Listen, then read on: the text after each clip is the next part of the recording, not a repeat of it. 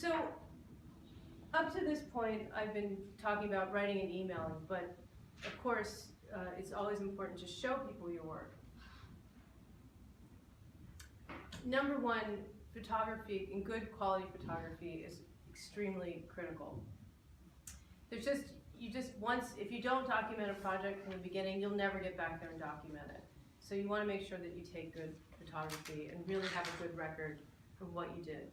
I mean, you don't have to do it for every project, but for your major projects where you want to do a major press campaign, you really need to have good quality photography. And then, second, if you have a project where the process of construction was very difficult, or maybe there was a big design challenge, it's really important to gather that information so that you can demonstrate the benefits that you brought to the project, to talk about the complexity in the work that you did.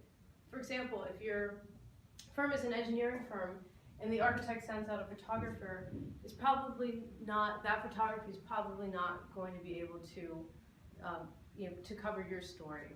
And you really want to be able to tell your story. So make sure that you have either graphics or photography that really talks about your particular story that you can send to an editor. I mean, there's nothing more frustrating for an editor to get a great story but then have no visuals, for you to describe that. And so, as I mentioned before, there are just so many stories you can tell about a particular project, but there are a wide range of tools that you can use to promote your services. And now, as we all know, with social media and online publications, you just have so many more channels than you ever did before. I mean, when I started out in this industry, we had print, right? And think about it now. There are just so many ways you can talk about your work. It's really incredible. So these are all to your advantage, and you should really use them. So for example, you can send out an announcement to highlight some firm news or send out some information about a new project. You can pitch articles to the press. So articles, by that I mean you could do a feature story on a particular project. You could do a trend story that encapsulates a number of different projects in one trend. Or you could do a byline article, which is a story that someone in your firm writes, and then they get their name at the end, which is the byline. And that's really important if you want to demonstrate thought leadership. You can invite an editor to your office, or you can go to the editor's office for what we call an editorial briefing and show them your recent work. You can start a blog, and blogs are great for a number of reasons. One, they can demonstrate your expertise, and then they can add to your SEO. Consider this statistic, that 67% more B2B companies with blogs generate more leads than companies that don't have blogs. So that's 2/3. So they can really boost your marketing efforts. And then, of course, you can do video, and this can be, you can pay to do a professional video, but you don't necessarily have to do professional video. You can do a video of your project with an iPhone, really, because architecture and construction are the kind of professions where it's very hard to capture everything in a still image. So we're lucky that we have video today to really be able to tell stories better.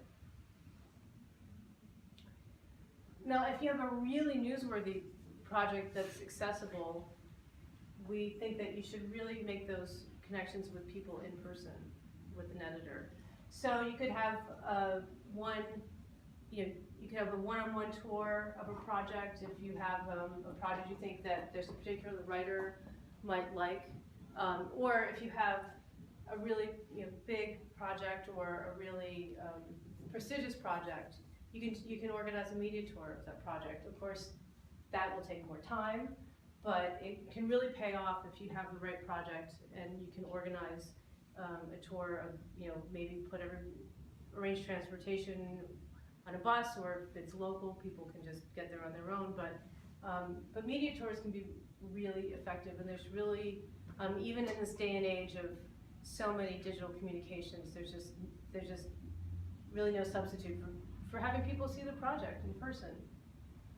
This was interesting because we did a media tour of the Kahn Bathhouse, which is a Louis Kahn project in New Jersey, and we got some really nice press for it.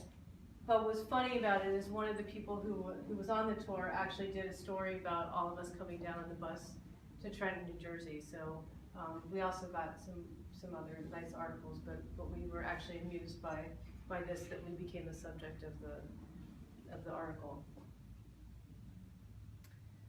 And then of course, social media, and you definitely want to use it. You know, we see social media as just another series of channels to get your word out. You still need to be very mindful of your messages and the content that you put out on social media, but it just offers you more opportunities to get out in front of people. I mean, you're in the business of communications. It's that simple. Social media is just more ways for you to communicate. So it shouldn't really replace anything that you're already doing, but it can really add to what you're doing. And you all know, that there are so many different kind of networks. Obviously Facebook and Twitter, Pinterest and Instagram, which are great for our industry because you can, because they're visually based platforms. LinkedIn and YouTube. There are multiple channels. So the most important thing with social media is to pick a few that work. Make sure that they're the kinds of channels you think that your potential audiences would be using, and try to master a couple of channels. Don't try to throw a big blanket over all social media and try it all at once, because you're not going to be successful at it. But it's really important for really any for any PR program, any outreach program. I remember when email was started happening, and someone sent me an email, and this person happened to be like 3 blocks away from me, and I was like, why would you ever send an email when I can just pick up the phone and call you, right? I thought it was so stupid, right? I'm like, why would you send me an email? Of course, now it's many years later, and I've gotten over that. But these are things that are have changed the industry, and you really need to embrace them, or you will look behind the times. And then we also think that speaking engagements are really important if you want to demonstrate your expertise. So even if your firm leaders are not speaking directly in front of potential clients, it's really good way to get them in front of potential clients. The other thing is that you can tape a speaking engagement and put it on YouTube. These things have a lot of life to them. Or if you have a script from somebody who spoke at a conference, you can then take that same content and turn it into an article. So they're good for multiple reasons. The other thing is, here you see that this isn't just about, we were talking about press releases and pitching a particular project. What's nice about this is that this is about architecture telling a story. It's about an idea, it's about a theme, which is really engaging. It's like a story about a story. But if you want to do thought leadership and really demonstrate your expertise, or the leaders in your firm do, it's a really great way to expand your presence, and also to go beyond just a specific project and really talk about your ideas and your knowledge.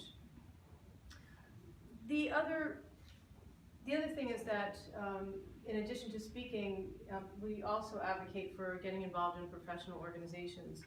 And those could be organizations, a lot of people join trade organizations where they think their clients might be, so Cornet or SCUP, for example, and those are really important. But just any time that you're out of your comfort zone and you're in a group of advisors or experts, it's just a great way to build your network, and you never know, one thing can lead to another. So really, we really advocate for going out and really casting a wide net.